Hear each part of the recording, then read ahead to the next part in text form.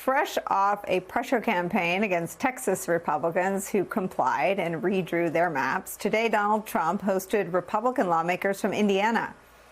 Indiana appears to be the next target in the Trump administration's very transparent but shameless power grab to shield Republicans from being accountable to the will of voters in the 2026 midterm elections.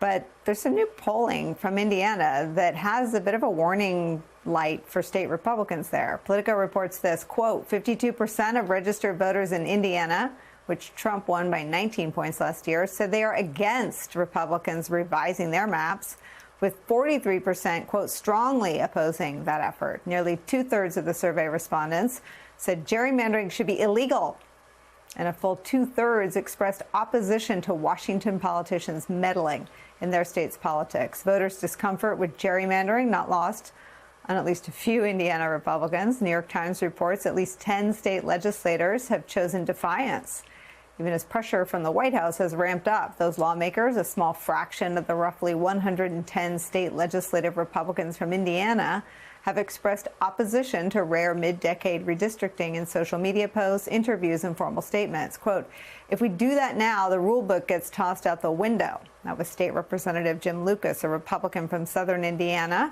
Besides, he said, Republicans already hold 7 of Indiana's 9 congressional seats.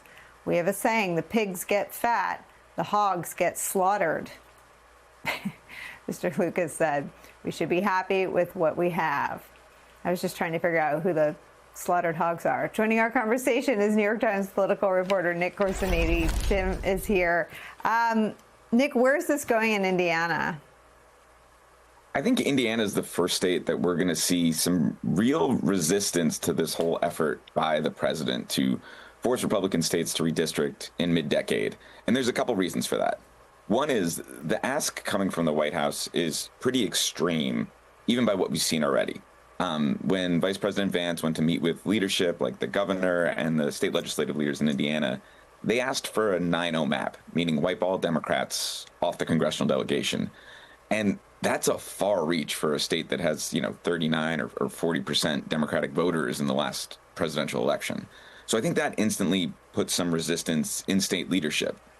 Then there's just the dynamic of Indiana Republicans aren't necessarily as big on culture warrior, immediately MAGA politics. There's a lot of business-oriented Indiana Republicans who just don't like this stuff. Businesses have come out and said we don't like the political instability created by things like mid-decade redistricting. So they're going to be against it. And then, there's the wrinkle of this is the former vice president's home state, Mike Pence, and there's people who are still loyal to him and don't necessarily appreciate some of the things that the current president has said or done to the former vice president. So there's a lot of political wrinkles at play here that are leading to some, pretty entrenched opposition. It's certainly not a DOA deal there, nor is it a guaranteed, likelihood that these legislators who are resisting are going to come around. We're going to see a real fight in Indiana.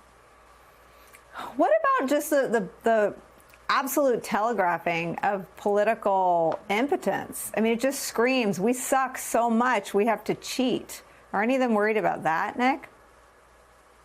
I think there's some who are a little concerned about that. There's some who are also, worried about a 9-0 map doesn't mean that they'll win all 9 seats. Even in this age of computers helping to draw really specific maps, there's still a lot of Democrats in the state.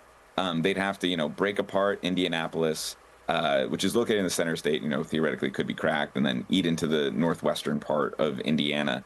But there's a political risk that they could lose here. But what you hear from Trump and a lot of the Republicans who are pushing this is that embrace of politics and that we're doing this for politics simply because that's the best legal argument they can put forward. If they were to go anywhere but then, they'd probably run afoul of the 14th Amendment, the Constitution, the Voting Rights Act, of which there are lawsuits that are saying that already what they're doing is doing that. But I think one of the reasons you hear so much political justification and the statements that, this is all for the benefit of Republican is to kind of insulate themselves as best they can from future legal challenges.